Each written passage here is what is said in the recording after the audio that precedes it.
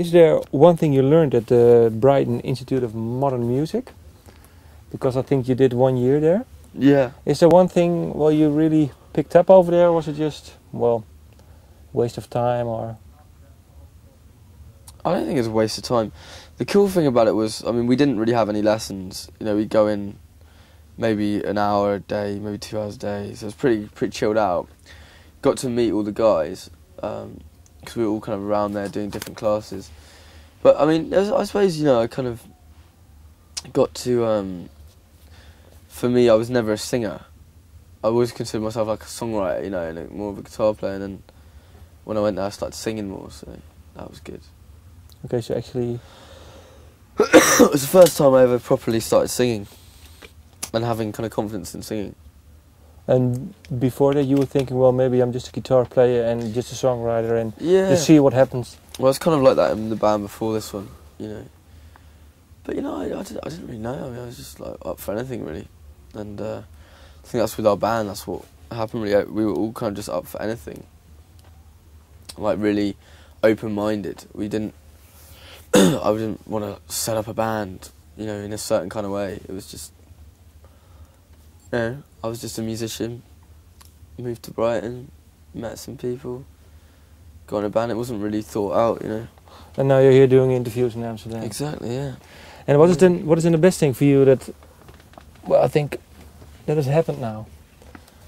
If you have to pick one of the recent year, is there one memory, one gig, or maybe one thing you had with the guys, or someone said to you? I mean, there's loads of cool moments, man. I mean, but I mean, Reading Festival was a big moment for us. That was cool. How come? Well, it was kind of when we kind of realised how much of an impact our album had had.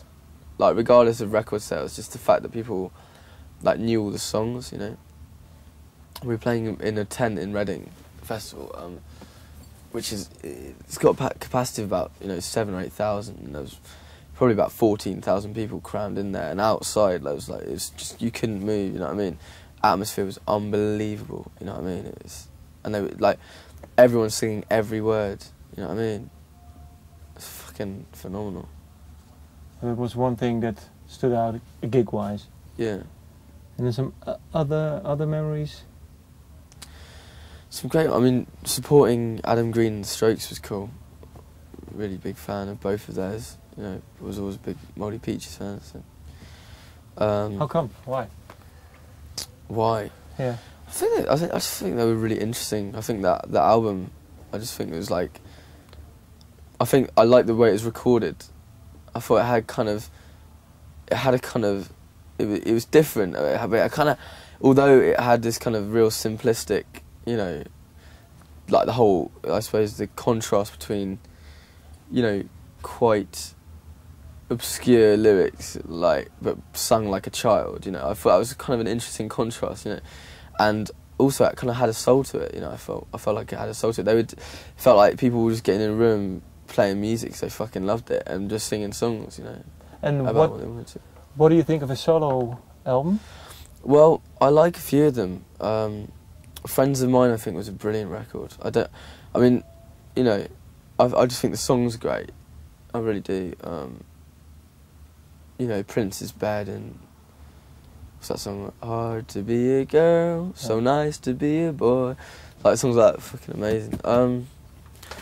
And his new album, I think it's called Full Jacket of Danger. Full Jacket of Danger. Yeah. I thought it was a tune called Novotel, which is amazing. Isn't it? I think, like, you know, he's a little bit hit and miss, you know, definitely. Yeah, but I Gemstones I never got into. You know, Adam Green's got some cool stuff. I mean, I like it. I like it a lot. I have to